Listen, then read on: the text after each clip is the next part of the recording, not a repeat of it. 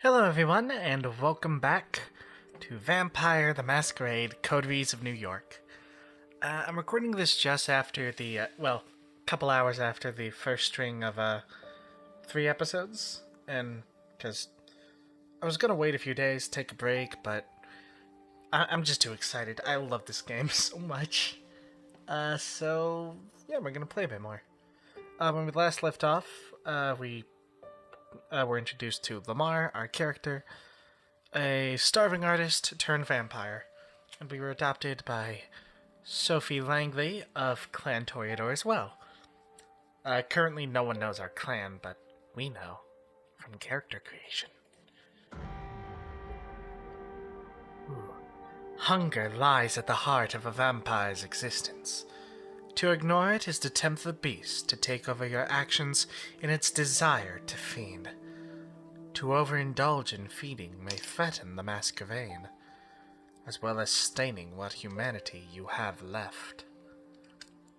In Coteries of New York, having high hunger is indicated by progressively bigger blood frames around the screen, like the ones you see now. Oh, that's cool.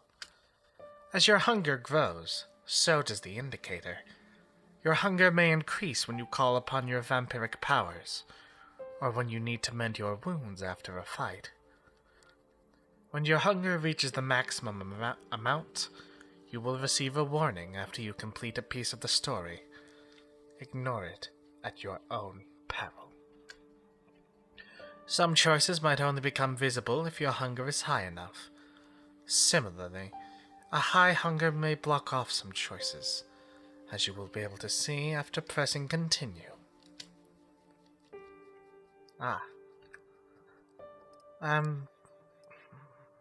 What's our hunger, rated on?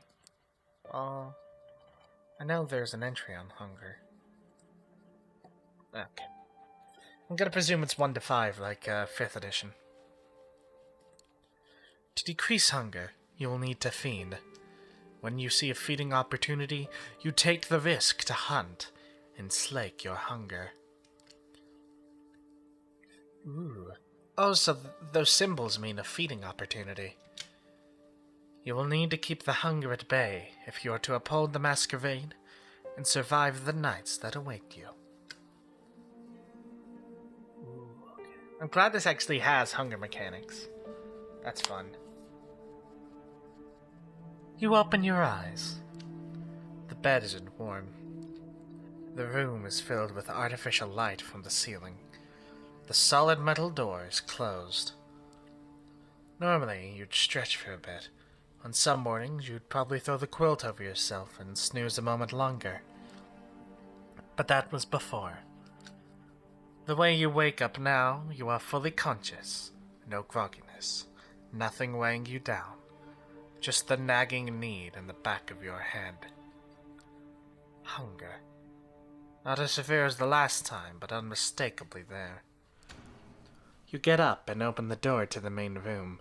By the way, if my voice ever slips into sounding like weird, or if just my normal narration kind of slips into a weird British accent, that's because I was watching behind the scenes of Legacy of Kain. Because, surprise, surprise, to anyone who's watched my channel, Shock and Horror, I like vampires. There. A digital clock on the TV shows you the time, 9:04 p.m. You walk over to the blinds and retract them cautiously. The only light coming in is NYC's artificial nighttime luminescence. So that's what your waking hours are going to look like now. You missed the sunlight already. You're seriously considering just walking out of the apartment and figuring this out all by yourself. But then you come back to the memory of Kadir's exotic sword being raised in the gallery. Maybe sticking around isn't that bad of an idea after all. You keep jumping channels for around half an hour and then switch to streaming services. Almost as if the universe had a sense of irony, you catch True Blood in the flood of mentions. The doorbell rings. It's Sophie. So I'm trying to think about... We've only met 3 vampires so far. Just for guesses at their clans. The prince is probably Von True, because they're always Von True. And I think Kadir might be a Banu Hakim, or an Assamite, as they were known before 5th edition, because they're all about judgment and stuff like that. So, and the Banu Hakim did just recently in lore join the Camarilla, so. Good evening, Lamar. Slept well? Like a dead man. Curious wording. But not that far from the truth, I suppose. That's literally what it's like. How's that curious wording? No use dwelling on it. I think you will agree with time. You made the right choice yesterday. I can teach you many things about yourself. Your blood, its desires, and its powers. We will begin tonight. You are hungry, yes? I'm sure you are. Your kind always is. There is only one remedy. The blood. The drinks we had yesterday at Elysium are not the usual way you slake your thirst. So, tonight I will assist you in your first foray into hunting. You need to learn to sense the kind of blood you desire, to understand how you can use the kind's vulnerabilities to your advantage. So let me get this straight. We're predators, humans are prey. It's pretty grim.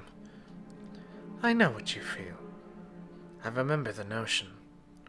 But you will inevitably grow beyond it.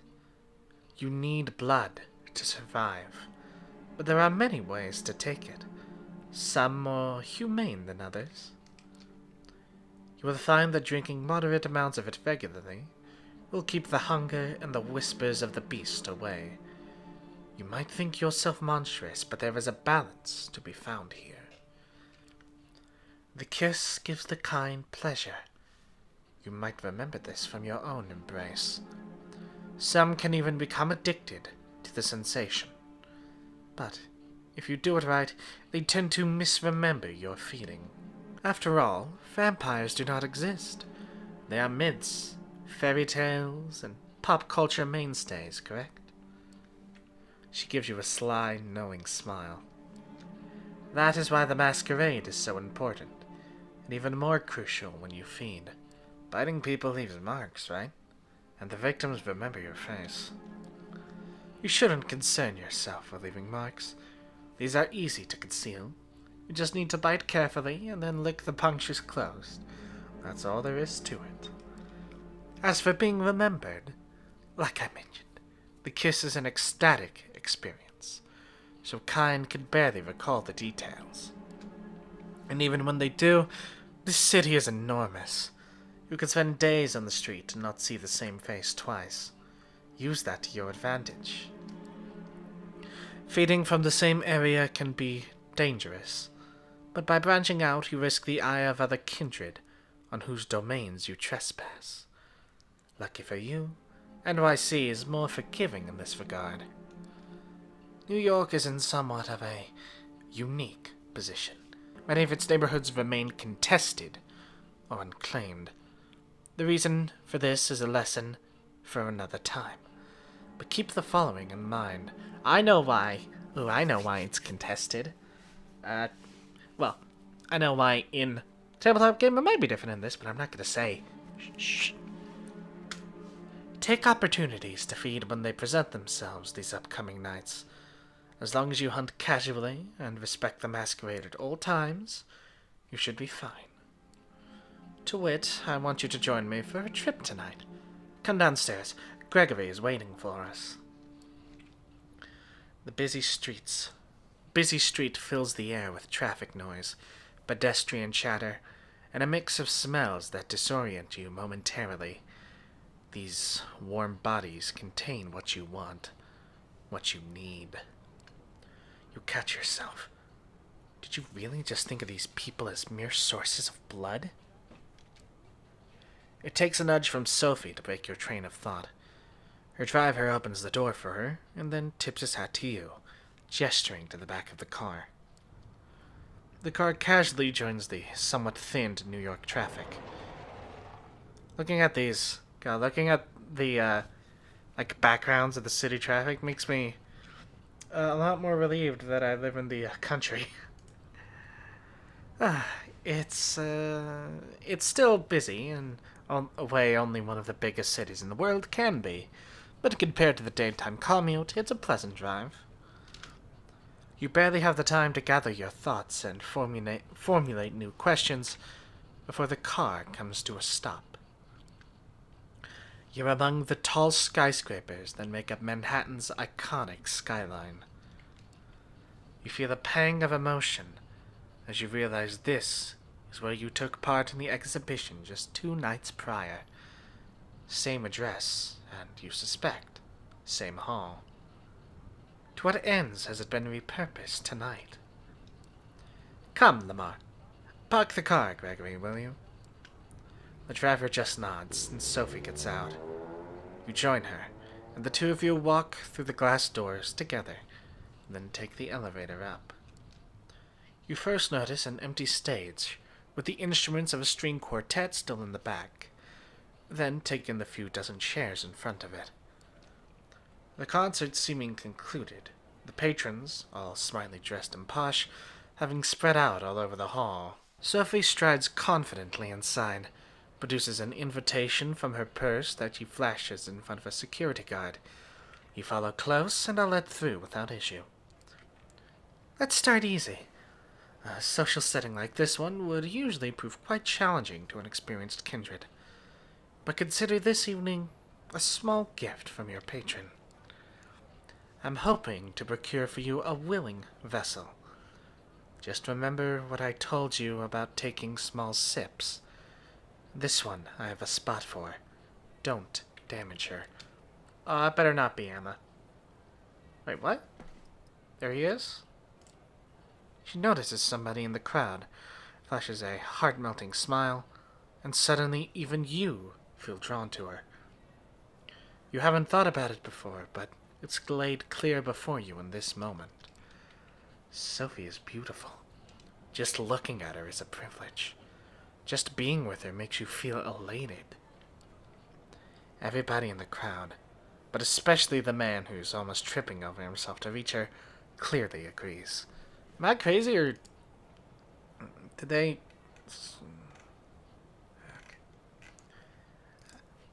I mean, I don't know. I have friends who alternate pronouns like that, so... I doubt that was non-binary representation, though. I think that was just a typo.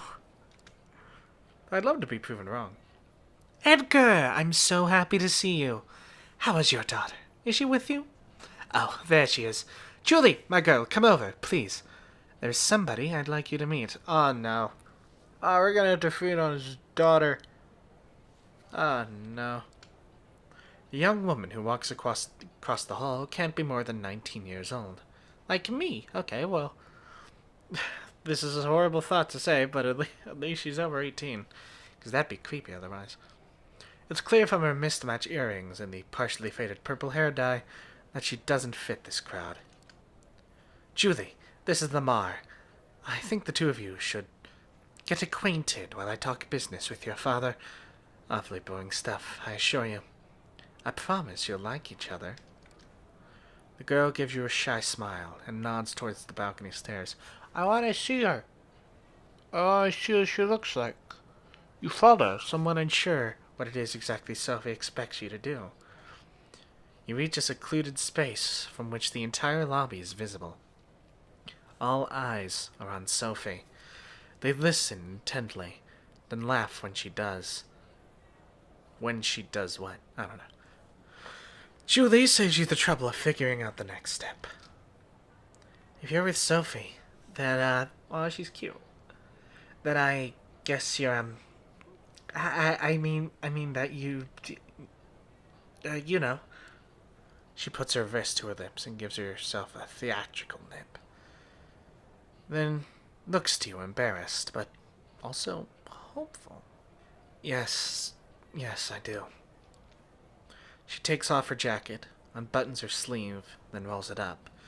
You see a tattoo of a cat in an astronaut suit, one feline eye winking at you. Oh, it's cute. Oh, baby. There. Just... enjoy. A perfectly awkward smile and blush. Just do a numb. You take her forearm in your hands. A quick look around confirms nobody's watching, and no security cameras cover this area. You bite down gently. It's surreal. She's just given you her blood of her own volition. How is this possible? What about the masquerade? You need to ask Sophie. Your thoughts disappear amid the bliss. There's just the taste. Sweet, fresh, sanguine. You drink. And drink. And drink. No, stop! Stop! Stop! You tear away from the girl harder than you wanted. Still, the bite leaves just tiny punctures. Almost as if by instinct, you lick them clean, and the two holes become concealed, just like that. Julie's now leaning on the wall, pale, wobbly on her feet, but happy? Okay, she's alive. Whew! She lets out a dreamy sigh, opens her eyes. A few tears fall onto her shirt. Tears of joy. Thank you. Please, can you walk me downstairs, please? My dad, he doesn't know. He thinks it's a condition. Miss Langley told him so. She leans on you and requests you walk her over to a bench. She takes a seat and smiles at you. The crowd around Sophie disperses slowly. Looking at her now, only some residual awe hangs in the air. Yes, she's pretty, maybe even beautiful, sure, but not your type. What came over you before? You walk over to her. Edgar, dear, it was splendid talking to you, but we need to get going. Give Julie my best wishes. Come with, Lamar. Gregory is waiting for you out front. It's only in the car that Sophie addresses you. I could tell from your look that you took the opportunity. Good for you. That girl's exquisite, don't you think? You wouldn't tell by her demeanor, but she has so much passion. It brings out a unique bouquet in her blood. This feels all wrong. I feel like I violated her, like I took advantage of her. Oh, please, spare me your dramatics. I'm sure she was happy sharing herself. She's such a sheltered girl. Let her have fun from time to time. Time for the next stop. Training wheels off this time. Gregory, flashing meadows, please. The driver takes the car over the Williamsburg Bridge. You settle your thoughts. Those people back at the hall, they were all entranced. When I was under your spell, what was that? She smiles with satisfaction. That old trick? Just the blood doing my bidding. We all have our talents. Some of them come from the legacy we inherit from our sire. Others can be learned with experience. I can sway people or make them fear me. I see more of the world, and in greater detail than some kindred. I can will my body to move with unparalleled precision and grace. And more. All of these skills make me who I am. They also help me hunt. Okay, so what are my talents? Time will tell. You need to discover them yourself. When we first arrive, experiment. Give different things a try. Follow your instinct and intuition. It will guide the blood. Always keep the masquerade in mind, however. It is all fine if you can disappear in plain sight or command animals with your mind. But save those overt talents for the right time and place. It only takes you half an hour to reach the park at this time of night. Both you and Sophie leave the car, with Gregory left behind again to find a parking lot, spot, and keep an eye on the car. Sophie seems deep in thought. She takes in the surroundings with a dreamy gaze. The sky is surprisingly clear tonight, the stars just barely visible in the light-polluted aura of the city. I feel like having a snack myself. I'll be by the fountain. Go, look for somebody to your liking, see what effects you can achieve with your blood. But only pick one victim. Just one, then come back. Seeing how she seems not altogether right now, you decide to leave Sophie to her own devices and seek out your prey. Oh, she must be hungry too. From here, it looks like you have a few choices. Just taking a stroll around the park and finding an isolated jogger, or someone like them, could work. But focusing on one area might work better. The New York State Pavilion might work as a secluded spot. There's a skate park nearby, and worst case scenario, there's bound to be some unfortunate wino around. Maybe the tennis court's nearby? There's light coming from there, so maybe somebody might still be playing a late night match. Won't be alone, but they might be tired and let their guard down. As these scenarios play out in your mind, you realize you're planning how to assault a stranger in the middle of the night. It's a weird way to be, but the now familiar hunger prompts you to act. Okay, so first of all, it's late, so people probably aren't playing tennis. And there's probably only like 4 people there maximum, so it'll be hard to cover my trail. If I go to the pavilion, it's easier to blend in. But would Lamar think about all this? I feel like Lamar is just gonna would just walk around the park and just try and, I don't know, will someone. I don't know. Lamar seems like very non-committal, like he's just gonna wander around and hope to find someone. Maybe that's me projecting as a fellow starving artist. You start walking. The park's many avenues must hold a good spot or two for a predator like yourself. You pass 2 soccer fields and circle around where the Fountain of the Planets once awed visitors with its spectacle, before coming across an opportunity. A woman, a small duffel bag on her arm, is making her way through the park in a hurry. She doesn't seem to have noticed you yet. Ooh. Okay, so yeah, we're gonna use presence, baby. We're gonna discover our powers. Also, Lamar does not seem like the type to just mug a woman. You think back to what Sophie did in the hall. How she managed to focus the attention of the entire gathering on her. Might be a tall order for you, but a single person could be doable. For a moment, you're thinking how an old guy in a hood should appear over your shoulder saying, "Use the force, Lamar." It feels ridiculous. But then, something stirs in you. There's a confidence there, an allure that you might have had before, but one that's increased manifold in this moment.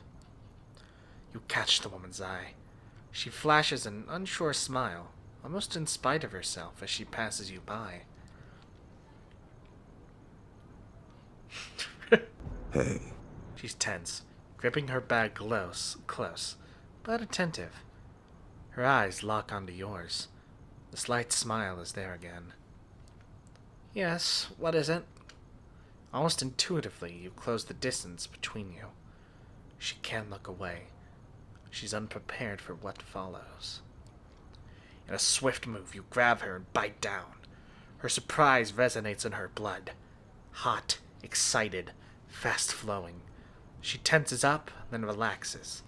The duffel bag hits the ground. Bliss. Footsteps. You let go of her. She drops to the ground, barely conscious. A hooded man is looking menacingly at you. Oh, I goofed. I have goofed.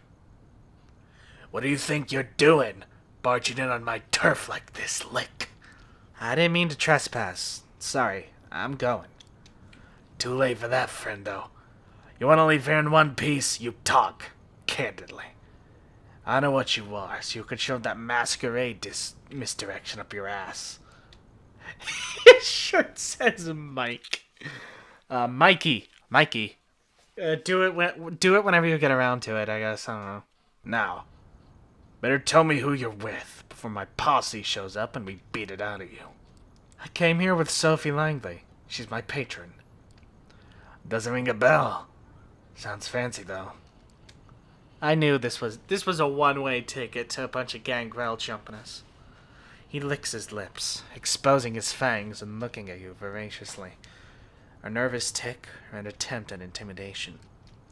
I wonder, what would Callahan do to you if I brought you in, huh? Break your shins? Leave you out to be kissed by the sun? Ooh, concrete shoes, maybe. He's old school like that. Celerity is a bad idea, but you know what? We just drank that lady's blood, and we are hopped up on adrenaline, so let's celerity, baby. Yoink! You take off. Fast. Faster than you've ever run. The hoodlum has trouble keeping up, but howls behind you like an animal and gives chase anyway. As you reach the Unisphere again, you slow down, noticing two people near the sculpture. A man and woman, tangled in a passionate embrace. Oh, that's Sophie, isn't it? No, not exactly. It's Sophie, feeding. But this whole scene is set up so that it looks like a couple getting intimate in public. She pulls it off like she's done it 1,000 times before. It occurs to you that she probably has. The man is unsure on his feet as she lets go of him and leads him toward a nearby bench. Noticing you, she whispers something into his ear and leaves him. Her driver appears from behind a tree. Well, Lamar, how did it go? You're about to answer, and the same figure as before emerges from one of the alleys. He looks at the three of you, and a predatory smile creeps onto his lips. You thought you could run away from me, Lick? Think you'll be safe with your friends? Well, I got friends too. He makes a motion to shout, but two things happen at almost the same time.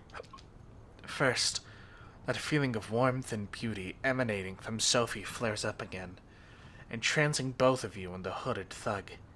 His shout comes out as a weak and confused squeak. Second, Gregory produces a wooden stake from a holster under his jacket and slams it into the thug's chest. Just like that, in a few seconds, the posturing vampire is down on the ground, paralyzed. I see you've made a friend, Lamar. Curious choice of company, I would say. Who is he? He said something about presenting me to somebody named Callahan. Ever heard of him? She looks shocked for a split second, and recovers her regular countenance. Yes, I have. This hoodlum is Anarch, then. Curious. Corona Park has not been claimed by any kindred last I checked. Let's go to the car. We'll put him in the trunk and present him to Kadir tomorrow night. I'm sure he'll be delighted to make this unbound's acquaintance. Gregory carries the staked vampire and dumps him in the car's trunk like a mannequin. It's a strange sight. You're quite happy you're not in that poor fucker's shoes right now. It's almost surprising that you can get away with just casually throwing a stiff into your car and driving away. But then you remember that Sophie has been doing this far longer than you have. Still, the nagging thought that anything you did tonight could have been recorded on a CCTV camera, or picked up by a rando with a half-decent smartphone and streamed online, fills you with dread. Hunting and using your abilities is a dangerous business. It's clear that this whole being a vampire thing has about as many caveats as it has perks. You're taken out of your headspace by Sophie's voice. I'll pick you up tomorrow night, same as tonight. I have some business to attend to at Elysium, and I expect you to accompany me. Plus, our friend in the back needs to be properly introduced to Kadir and the prince. I'm sure he'll have some interesting things to say to the court. Court? Ooh. As far as I know, that's not like a big word or whatever. Okay, so it's just the court is just the term for, like, you know, city people, city folk. Yeah. Her voice is cold, cruel, and nothing like the enchanting personality she showed at the gallery earlier tonight. Sophie is clearly a woman of many faces. What's gonna happen to him? The usual, I imagine. Interrogated by Kadir, probably in the basement of the gallery. A quick trial, with Prince in attendance if she's there tomorrow night. A swift execution is the verdict. This all sounds eerily familiar to you, and you can't help but feel a pang of guilt when you think about what awaits this guy tomorrow night. You haven't told me how your hunting went. Getting the hang of it, I would hope. I'll need time to get used to this. It doesn't come naturally. It will, with time. You need to think about it less. Hunting is the one scenario in which you'll do well to trust your instincts. In moderation, of course. She seems distracted. Not all there. Your thoughts drift, and the car remains silent until you reach your apartment. We will pick you up tomorrow evening. Good night. Just like that, without any further courtesy, Sophie leaves, driven to her apartment by Gregory with a body in the trunk, right in the middle of Manhattan. Did you cross paths with situations like these in the past, unknowing? What other secrets did you pass on the streets without knowing their true nature? Your haven is just as you left it hours ago. Although the sun won't come up for some time, you feel tired.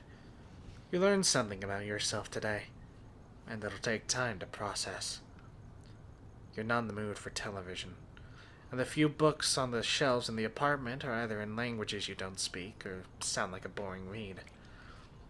Nothing left to do but rest. You settle in the back room, lock the door. A moment of hesitation, but then a decision. This time you turn the light off. You think back to Julie. How many people in this city know about this vampire society? How many are willing accomplices in sustaining it? And the thug you met in the park. If he's not Camarilla, then what is he? Are there independent vampires? How does that work? More questions. You begin wondering if there's ever going to be a night when you can start crossing them off the list instead of adding to it. You close your eyes. You sink into the now familiar void of nothingness. It greets you with open arms, like an old friend.